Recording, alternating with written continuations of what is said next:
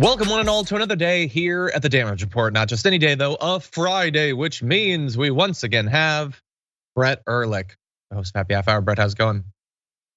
I realized I had switched headphones, so I decided to lean into this. Welcome to the Damage Report. I'm Lobot to John's Lando. I just sit here until he's done talking, and then I wake up and do my job. That's the job. What percentage of the audience knows who or what Lobot is? That's the question I ask you, America. Anyway, Lobot.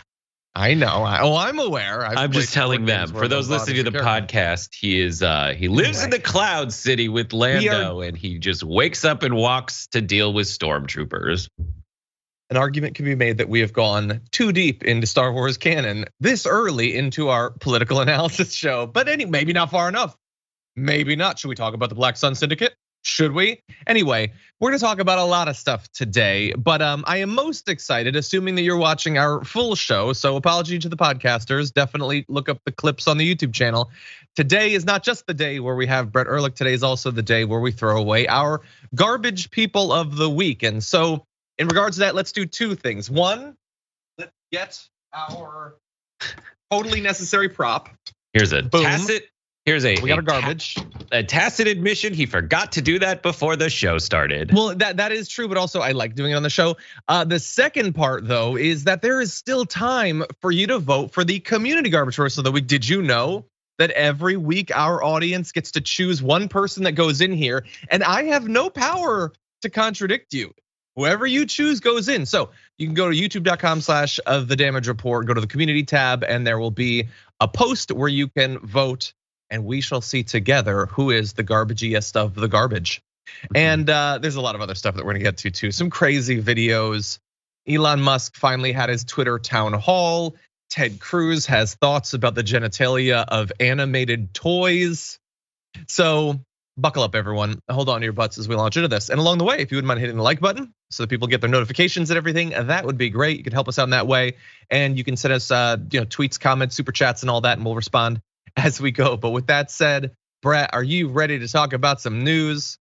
Yes, I am. And just as a disclaimer, I was up very late last night because I just planned on catching the highlights of the devastating Celtics loss. Sorry to the TD Craig, who somehow was born in California, but due to the fact that he's got like reddish hair and beard, he feels he has to support the freaking the Celtics. But I'm happy that the Lakers and Celtics have the same amount of championships still, thank God. Well, Brett, I'm going to expect the same level of energy following your night watching basketball as I brought all week after a full week of late nights playing No Man's Sky. So if I can do that, I expect it out of you. Yeah. Anyway, with that said, I didn't finish the thought. I ended up watching the whole broadcast, went to bed at about 3. The rebroadcast at like 1 o'clock in the morning. So I hope the analysis is okay. That's such a terrible idea. My analysis of the state of your life is not okay. Anyway, with that said, we're gonna begin talking about January 6th and not any more basketball. I wanna have a little bit of a discussion about the evidence that's been presented. How likely is it to turn into an actual like criminal penalties? But our starting off point is gonna be, I thought, a fun back and forth between Don Lemon and CNN analyst Phil Mudd. So let's jump directly into that video. I'm not saying that the case is the wrong thing. I'm saying if you're at the Department of Justice, the likelihood you win that case is low. The risk of losing that case is high.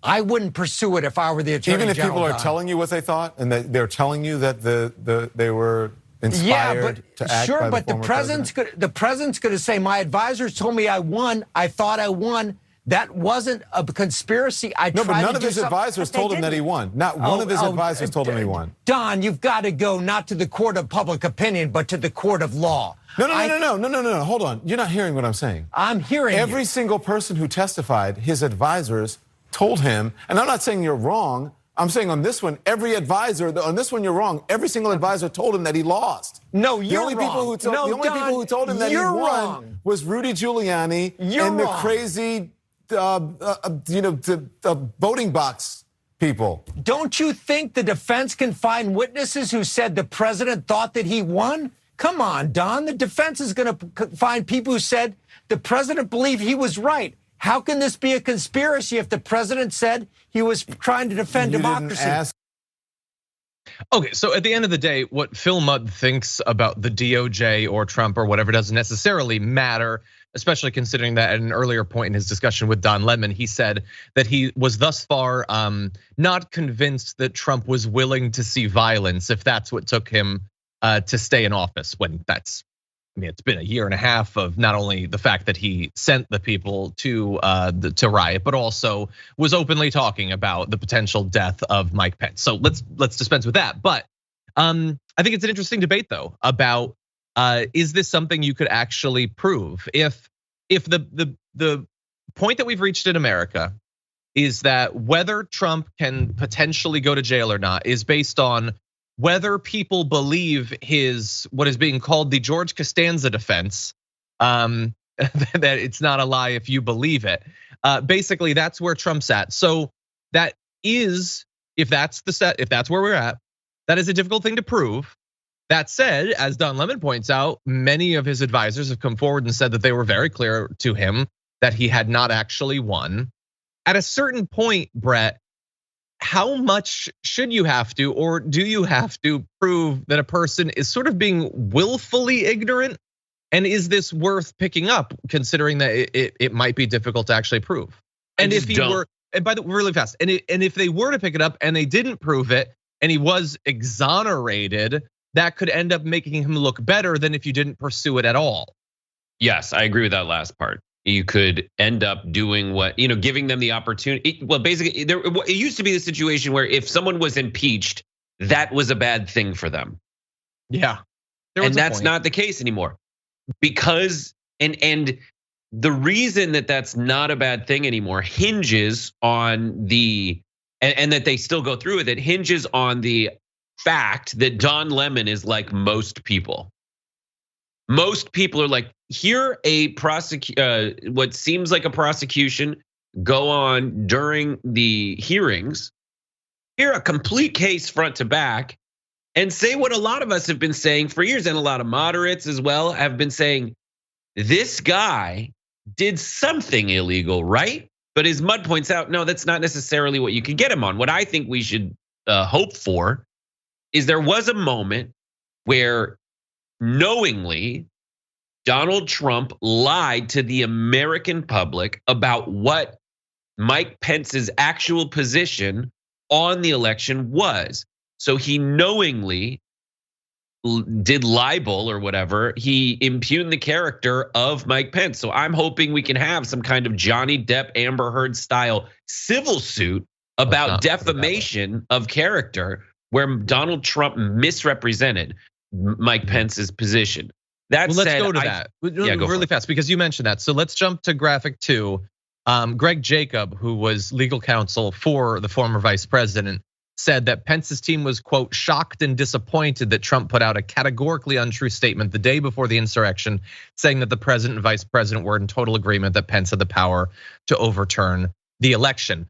And really fast on that, like Phil Mudd can say that maybe they can find somebody who can come in and say that they thought that Trump had won. So maybe some advisors are saying he lost, some were saying that he won, but he definitely knew that Pence had said that Pence can't overturn the election, and he lied about it. And he continued to advocate for it in the speech that sent people to the Capitol. That might be harder to weasel out of. The reason for the hearing is hope, sadly. It's hope that just telling the American people what happened will inspire in enough decent human Americans. It'll inspire them to say, I think Donald Trump should never be anywhere close to the White House. And when it comes time to vote for that, that's where it will play out. And that's the only thing that any reasonable person should be holding out hope for, realistically. Yeah. That's why this is happening. That's why it's playing out the way it is, how it is, and when it is, and in the modes that it's playing out in. But there's definitely like one massive apparatus that's keeping anyone from hearing about it and talking trash about it. But if you watch those hearings in their entirety, which you can do, When they're happening, we're streaming specials every time a hearing happens and reacting to it on the spot. You know for a fact that there's no, like, Donald Trump did something that is hateful and hostile toward the concept of America. And all the people that are kind of footing around and trying to get to that point where they're like, I'm not quite sure. I think I should advocate for anything other than holding together the institution of democracy in America. They're making a point, but they're not making the point. The most important thing right now is that Donald Trump is the single biggest threat to America, because he just proved, and as we're hearing in great detail with photos John's gonna show you, he got to the point where every other person in the history of America who's lost those elections has said, I lost, this is America, we peacefully transfer power. Every reasonable person did that. But Donald Trump literally said, wouldn't it be cool if we went full coup? Yeah. Well, that's the point, the only point. I mean, I want to show you one image. This is pretty crazy. I saw this going around yesterday. This is back on Graphic One. Apologies to the director. This is Mike Pence, almost as if it was staged, holding up a phone. That is him watching in real time the video that Trump finally begrudgingly posted, where he told the people who were at that moment trying to murder Mike Pence that I love you, you're very special people. And Mike Pence at this point had already declined to leave with Secret Service. And it's not incredibly clear why. Apparently, there's the idea that he was worried that if he left, that he wasn't sure what would happen to the process and maybe they would find some way to overturn it, or that he didn't know the agents who were gonna be taking him away. The entire thing is scary. That is the state that the vice president was in. And I know that in some ways, Mike Pence has been forced to move past this. He clearly doesn't like Trump anymore, but anyone else would be making a way bigger deal of the fact that the guy you used to work for was perfectly fine with a mob murdering you. But that image is so crazy, because at that moment, he had no idea what was gonna happen to him or to his country. And Trump was trying to maintain the affections of his murderous mob. That was his priority. And I wanna go to just a couple of numbers, because we can debate how likely the case to get Trump would be to actually work. In terms of what people think about it, according to new research from Navigator Research, 54% of respondents back the idea of the DOJ indicting Trump over the insurrection. 37% opposed it, and obviously, you're not going to be surprised to find out there are big partisan differences. With 71% of Republicans opposed, 21% support the idea. More than a fifth of Republicans want Trump to be. Now, maybe some of them think it would be so that he could clear his name or something. I don't know, but that's a high number. 86% of Democrats, 47% of independents also want him to be indicted. So, I mean, it would be difficult, honestly, but the stakes are also incredibly high. So, Brett, I don't know. I mean, I don't know what the next section of this is, but just very quickly. We're gonna be moving on to John Eastman in a little bit, but give me your thoughts about this. So this is all based on the concept that the right wing takes a very real concern that any reasonable person could have. This is their move, right? One of the many, but they take a real concern a reasonable person could have and start just hammering that idea home. That is terrible what's happening in this very specific instance. But then over time, they use the same term and broaden its definition so it applies to everything. In this specific situation, it's the news media and American institutions like the Congress. So essentially what they do is they say, listen, most people want this kind of policy, but Congress never makes it happen. You hate it. They broaden that definition to mean that every American institution of democracy is wrong and broken and rigged against you.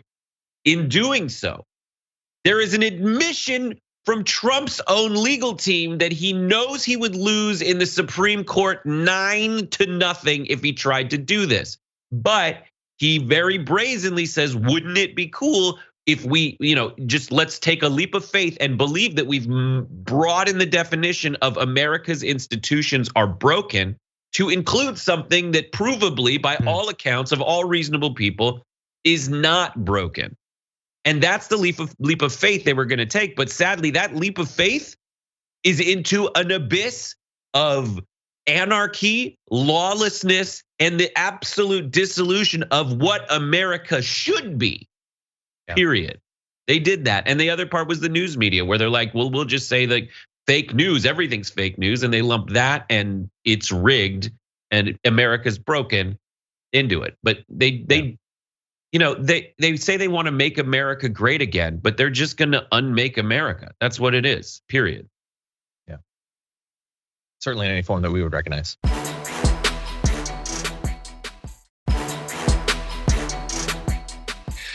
Okay, let's move on because I want to talk about Eastman. We also have to talk about Giuliani. So let's get through Eastman in a reasonable amount of time.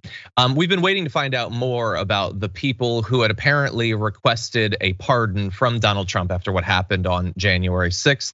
And the stakes are high in that because anyone doing so appears to be communicating that they knew that either they had committed some illegal act or at least a plausible case could be made that they had. So another name can apparently be added to that list, as you'll see in this clip.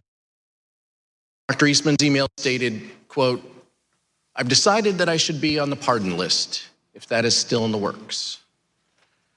Dr. Eastman did not receive his presidential pardon. That's a shame.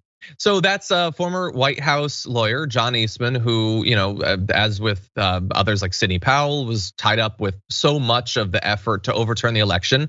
And one of the things he wanted to, coming out of the Trump presidency as like a going away president, was a pardon. For what specifically, we don't know. Maybe it wasn't intended to be specific. Maybe it was supposed to be just a pardon for anything having to do with the election.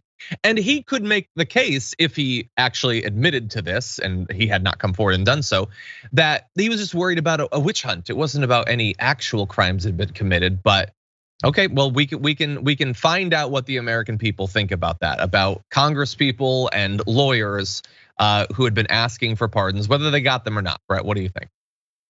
I mean, all of that is true. It is true that Eastman knew what he's doing. He admitted that what he was doing would lose in the Supreme Court, 9-0. All of Trump's, all the White House lawyers, they all thought that. He was kind of speaking for any reasonable person. Something that Pence said they should all belong in a rubber room because these are the ideas that they're coming up with. And it is true that that's just the dominant strategy for someone working for Trump, is that you would seek a pardon because you know that you have kind of, I guess here's an interesting way to put it, right? Normally, they would just think, all right, I'm just doing lawyer stuff. There's no way I'd be in trouble. I'm just being a lawyer. I'm just advocating on the part of the like what my interpretation of the law is. But even a scum-sucking lawyer like this dude was like, what I'm doing is so evil and obviously wrong. And there's recording devices and people here who I know as soon as the wind blows the other way are gonna rat me out.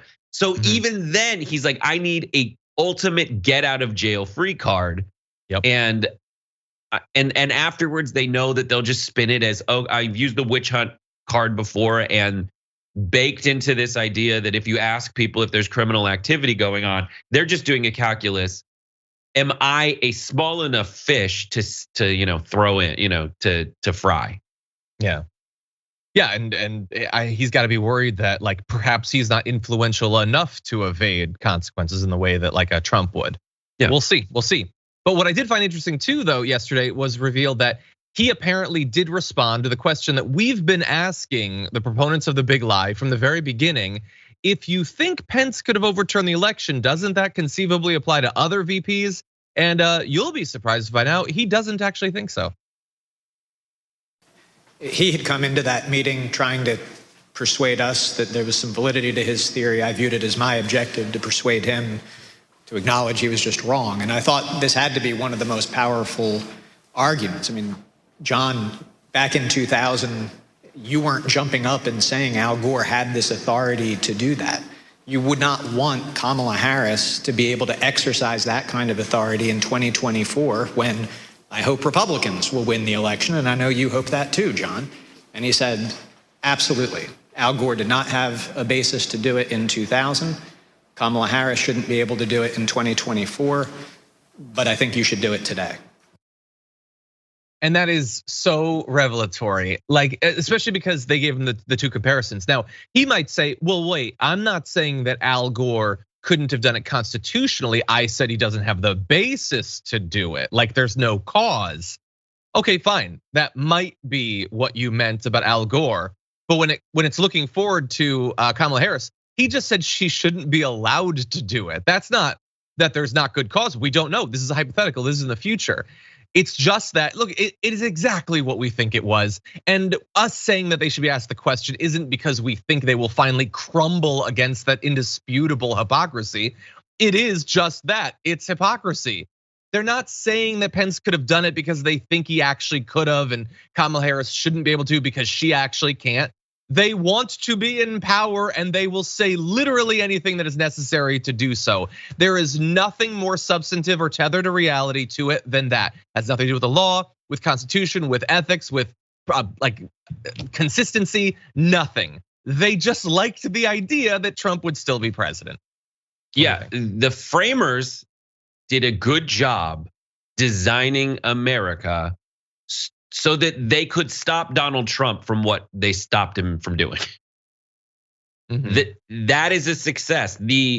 So much of our government is to stop bad people from doing bad things, because it would just take so many bad people to completely corrupt the government. Just the way that it's like, cantilevered or whatever, like everybody's like weighed against each other. You have to get so many people agreeing.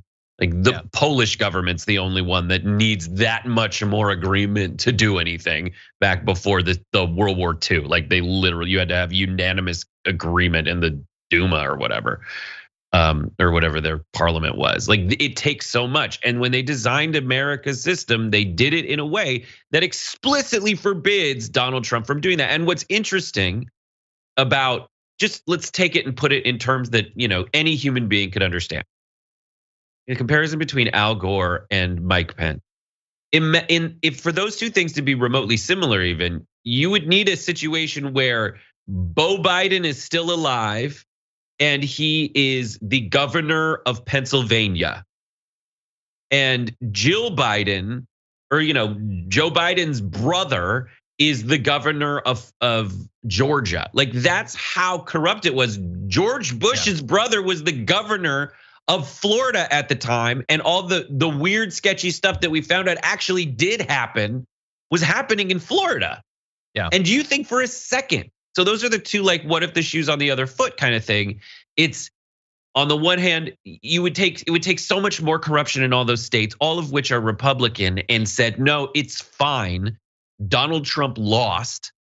And then, and then to look and say, okay, so next time Kamala Harris can literally be caught on tape saying, wouldn't it be cool if we just made up a bunch of corruption that didn't actually happen and decided that we're president again and also we're king? Like that's what Trump's looking for, and that's what I can't believe set in. And Fox News is so desperate for ratings that they will throw all of America out just so that they can, suck up to Trump. Yeah, ratings and the political power that in theory their dominance will bring with the Republican Party, I think. That said, we need to take our first break. We come back though, Elon Musk finally had his big town hall that was intended to allay the concerns of Twitter employees. We're gonna figure out whether that happened or not after this.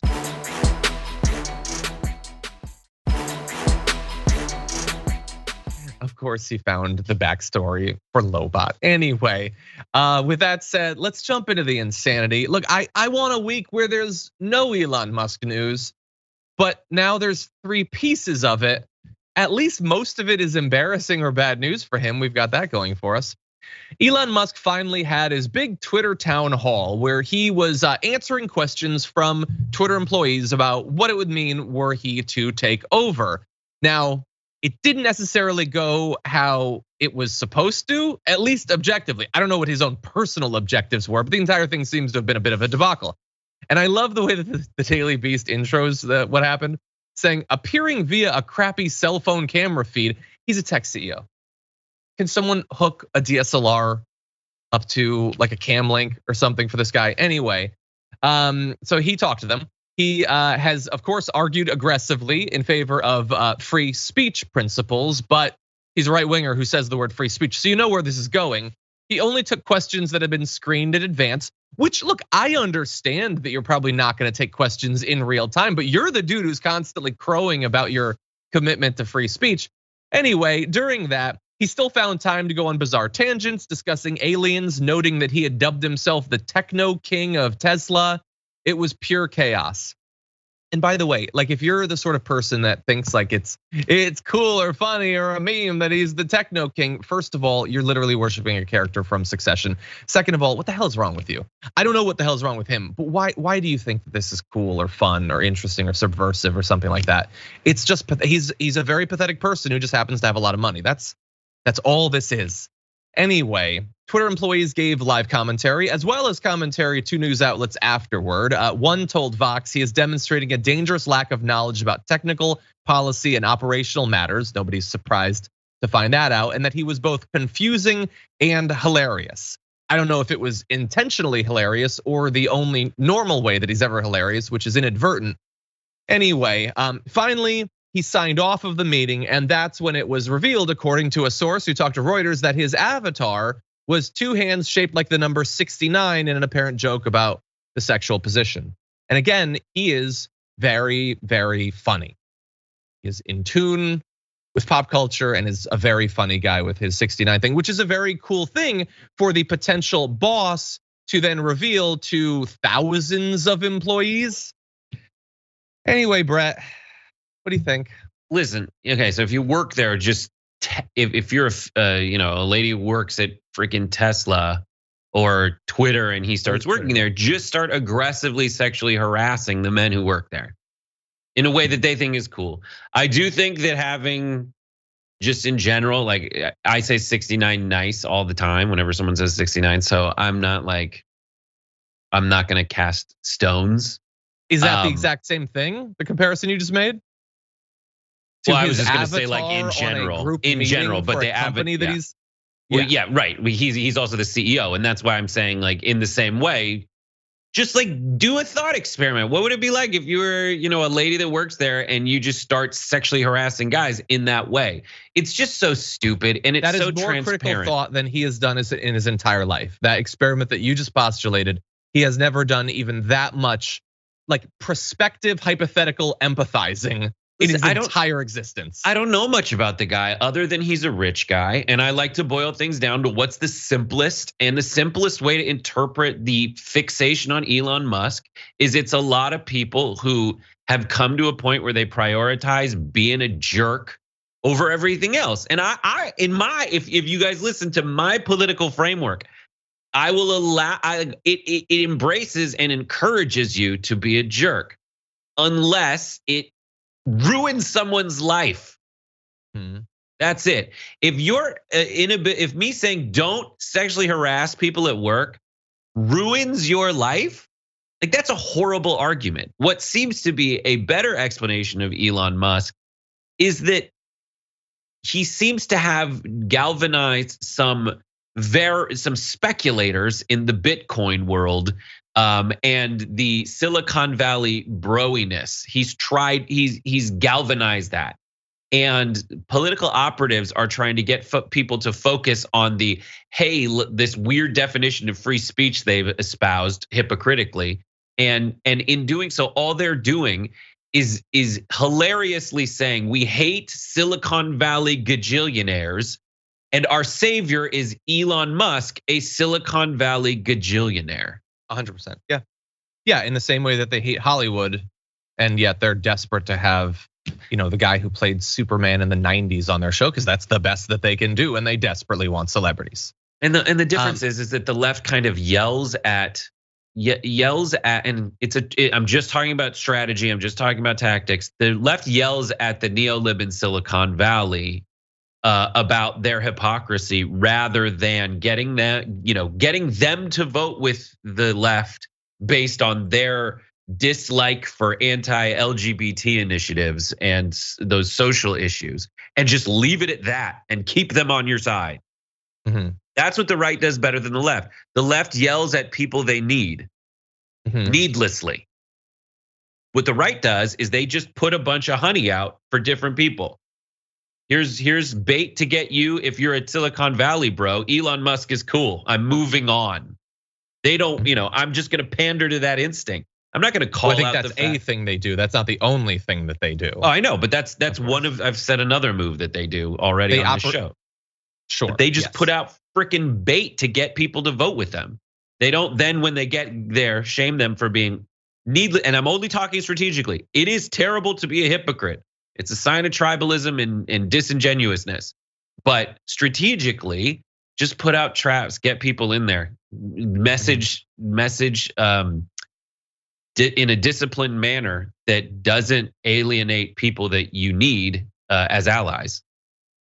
It's called messaging. It's very basic, and people have just gotten away from it because things like Twitter and social media incentivize you to always be angry and nitpick in a way that's similar, that takes away from important issues that you are trying to draw distinctions in.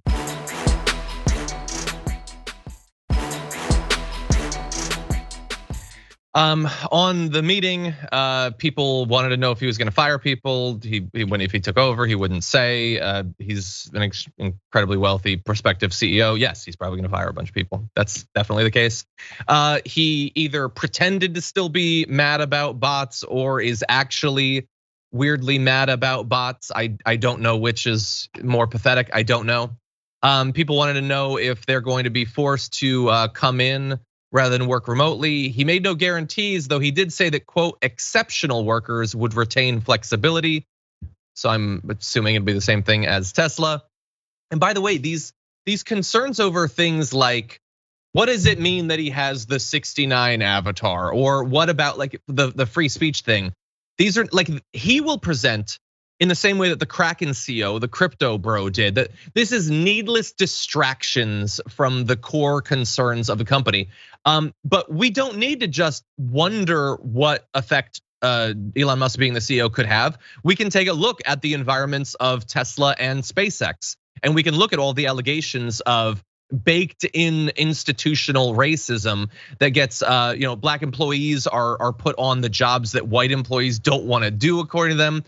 People literally using racial slurs is papered over. They don't care. This is not about like millennial employees needlessly bringing up politics. Workers are using the N-word and no discipline happens as a result of it. Like, he is individually sexually harassing people, allegedly, and there is a culture of sexual harassment there that nothing is done about because he doesn't care. So this is not just a culture war of Gen Z or something. This has been baked into his previous corporations, and people are worried that Twitter could move in that direction. So I understand their concerns. And on the free speech thing, like, somebody leaked some of the Twitter employees' reactions, which you can question whether that's a good thing or not. But the fact that Elon Musk, we jump ahead of this Benny Johnson tweet, Elon Musk responds to it, that is designed to chill potential criticism coming from his employees. He didn't need to respond to that. What CEO would? He doesn't like the criticism and he wants to scare them.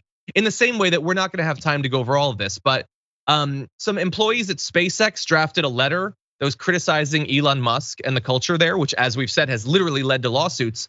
They fired those people who were exercising their free speech. Again, the attachment to free speech, it's not an ideological thing. It is not an honest thing. They like some speech and they don't like other speech. And for the speech they don't like, sometimes he'll merely be offended. Sometimes he'll tweet in response. Sometimes you'll lose your job. He responds with the full range of potential responses in the way that literally everyone does. The difference is that he pretends to have at his very core a concrete attachment to the concept of free speech that never seems to manifest when the speech is inconvenient to him. Yep. Also, he's being sued over Dogecoin, so just bear that in mind. It's worth basically nothing. He promoted it, probably made tens of billions of dollars, and then lots of people lost all their money. So, and that's the thing. fun. They yell at the left for like saying Elon Musk is a douchebag. It's like he's proudly a douchebag. But what I'm talking about is he embodies every ounce of corruption that you say you hate in other Silicon Valley billionaires. He's worse. He's like a Dogecoin speculator. He knows what he's doing. He's manipulating markets. Yeah. 100%. Yeah, and when we point out that he's a douchebag, I'm not saying he's gonna get fired for being a douchebag or whatever. I want people to be better. I want them to choose better role models, better, like literally, like people worship him, and I think that that's incredibly pathetic. And maybe it's what people say about Trump as a candidate. Like maybe people who aren't that intelligent like the idea that their leaders are some of the stupidest people in the world because then they feel better about their own state. Maybe looking up to people whose only characteristic is that they're an a-hole makes them feel like, well, I don't have to be any better. The richest people in the country, the most successful people in the country are a-holes. Why would I ever have to improve? I don't know. It's this, but I don't like. It's like, what if I told you, you populists and every man on the right and every women and everyone on the right, what if I told you that in your, like, I agree with your populism generally, but why is it that your leaders that you get to solve the problems of billionaires being in charge are all billionaire, are all super rich elites? Like the people in charge of your movement right now are Donald Trump, a billionaire, Elon Musk, a gajillionaire, and Tucker Carlson. Tucker Carlson, who I'm surprised he can talk based on how deep down his throat his silver spoon's been since he was a kid. Yeah, he's a literal heir. Donald Trump has a golden toilet, and Elon Musk was born inside of an emerald mine or whatever. Like, again, everything they say, it doesn't mean anything. It doesn't mean anything. Led about by the nose as asses are. Yes, I'm assuming that's Shakespeare. Yeah, definitely got to be Shakespeare. Anyway, with that said, we're gonna take the second break. When we come back, there's a GOP congressional candidate who, man, this guy is a real piece of work. We're gonna play some of the video for you after this.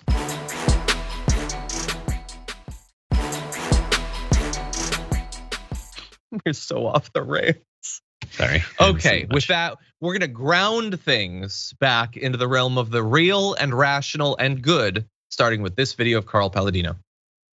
I don't think of myself in any way as a racist, okay? I go out there and I've been fighting for a few years now for 34,000 kids in our school district.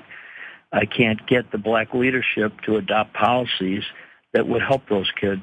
I mean, basic logic, because the black people deserve better.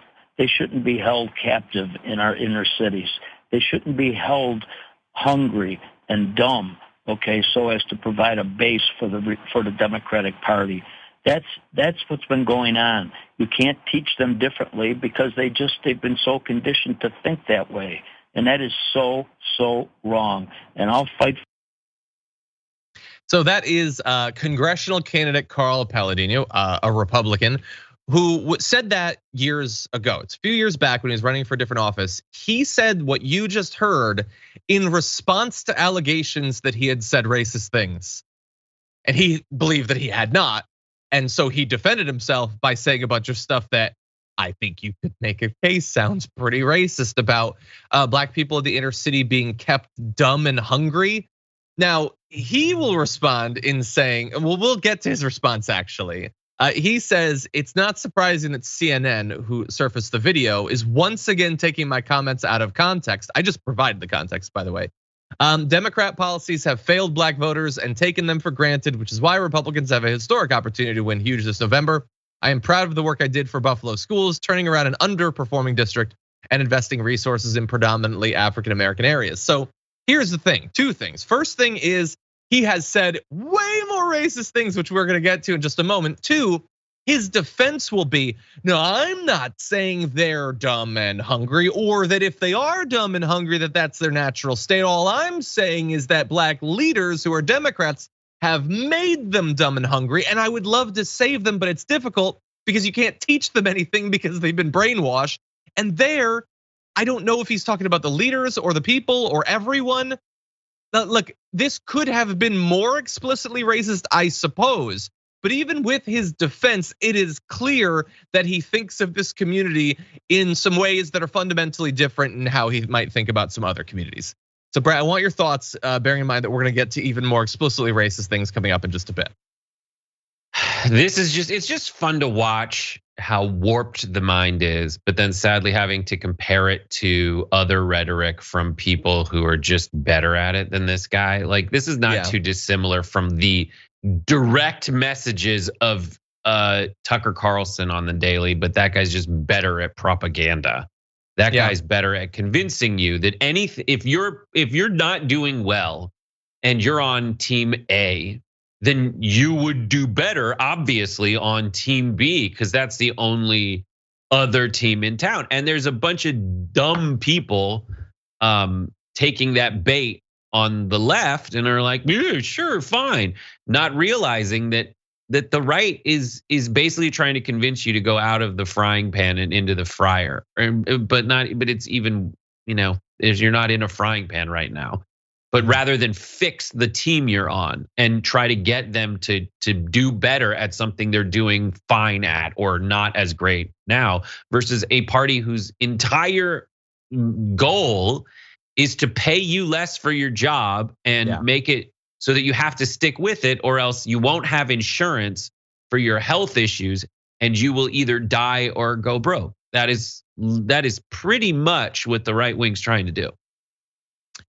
I want to make sure that we get to this because I previewed it and it's so crazy. So Palladino, again, congressional candidate and New York congressional candidate, one of the areas where supposedly the Republicans are still a little bit more reasonable. He said that he would like to see Michelle Obama, quote, return to being a male and let loose in the outback of Zimbabwe, where she lives comfortably in a cave with Maxie the gorilla. And that he hoped Barack Obama would die of mad cow disease after having sex with a cow. Which that's I'm not not sure how that's you how get you mad get it. cow disease. It's Don't a think that's prion. It's a certain type of cell that you can't even cook out. So unless if you're going down on a cow's spine, maybe. No. Eating spine. I don't want to talk about the Barack Obama part of this anymore. We're gonna return to Michelle Obama. So there are two aspects to that. One is the insane conspiracy theory that the right had that she was formerly a man. I don't understand how that's supposed to work. I don't know how that's like what they think, like Sasha and Malia. I don't understand how any of that's supposed to work, except that they apparently see like an assertive black woman and think, well, she must have been a man at some point. That was their response. So there's obviously racism in that. There's also a healthy dose of misogyny in that. A weird transphobia too. Like if he could just fit a bit of like that she formerly was a Muslim man, it would really be just everything for the right in one conspiracy theory. But anyway, for her to go back to Zimbabwe and live with a gorilla, it might be possible to generate a more racist sentence than that. But I don't think Carl Palladino has the mental faculties to do it. I think with what he's got, he rolled a critical success and he maxed out, and that's the best racism he could come up with. And so I don't care about your dumb and hungry comment, honestly, at the end of the day, because it is very clear what you think. Right, like I was gonna do a whole thing about how dumb means you're voiceless, and that's literally their whole plan is to disenfranchise these very people, right? And get rid of their voice, but you don't need to do it. He's talking like crazy racist tropes that there's no way around it. And just something that when watching Tucker Carlson, which I'm sure we all do, he takes that as a challenge whenever possible. Like you'll see him, he'll be like, I wonder if I can take this thing I've been working on, which is why does the left always call us racist? And then see if I'm good enough at rhetoric where I can get Carl Palladino out of jail for saying that Michelle Obama needs to go back to being a male and get loose in the outback of Zimbabwe. You're mixing continents, but like that's where they are. That's where they're at on the right. Madness. I just would rather not be with them.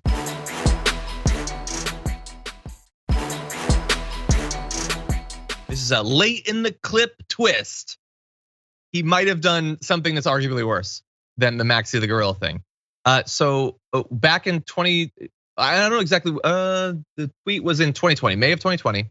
A Twitter user by the name of Debbie had tweeted out a quote from Katie Johnson, who's one of the many women who has alleged that Donald Trump sexually assaulted her, saying during the course of this savage sexual assault, I loudly pleaded with defendant Trump to stop, but he did not.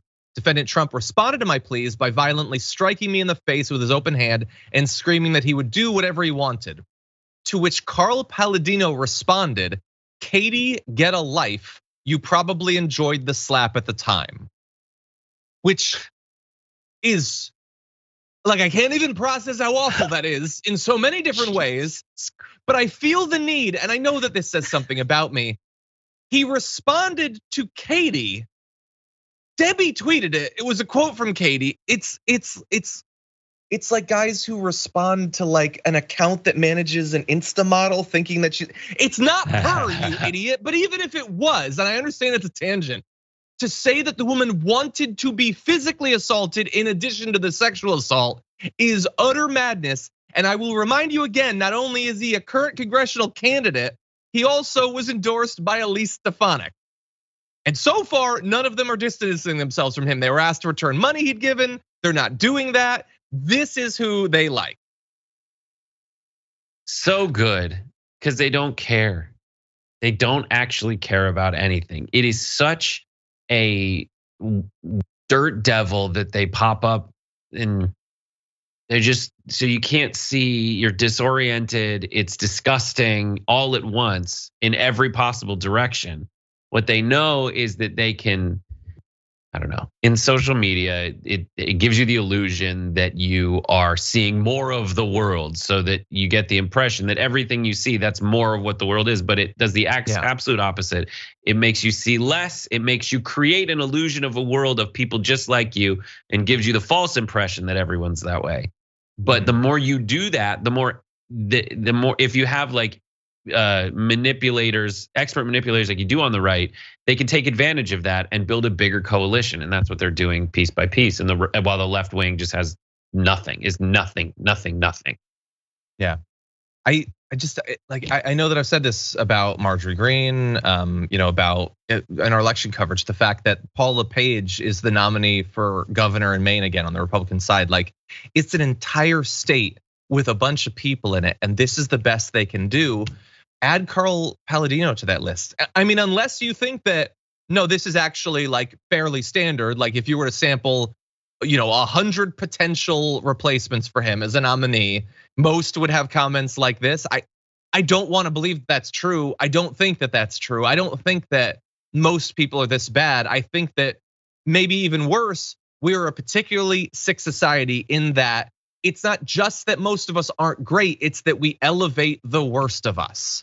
And for some reason, this is who, I'm not saying that in New York they're picking him for this reason, but there's certainly been a lot of candidates on the Republican side that seem to have been chosen purely because they're the worst. Marjorie Greene, there's nothing to her candidacy initially other than the fact that she spread terrible conspiracy theories. She had no history, no political experience, nothing. They lift her up because of her insane vlogs. That's it.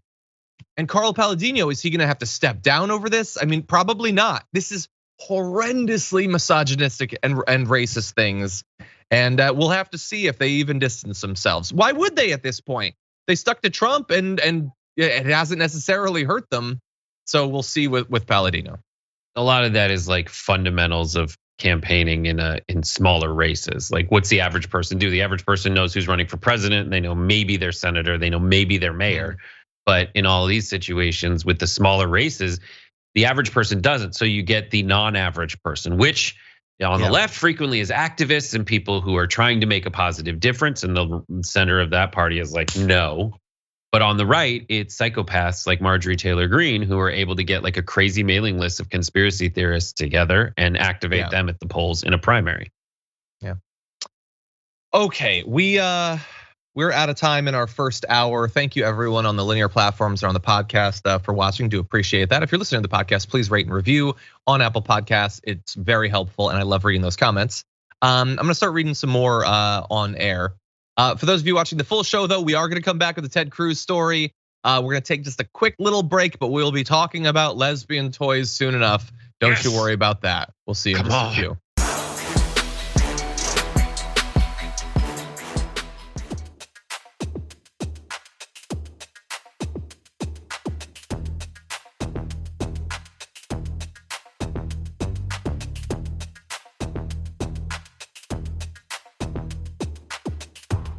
Thanks for listening to the full episode of The Damage Report. Support our work, listen ad-free, access members-only bonus content, and more by subscribing to Apple Podcasts at apple.co/TYT. I'm your host, John Adarola. I'll see you soon.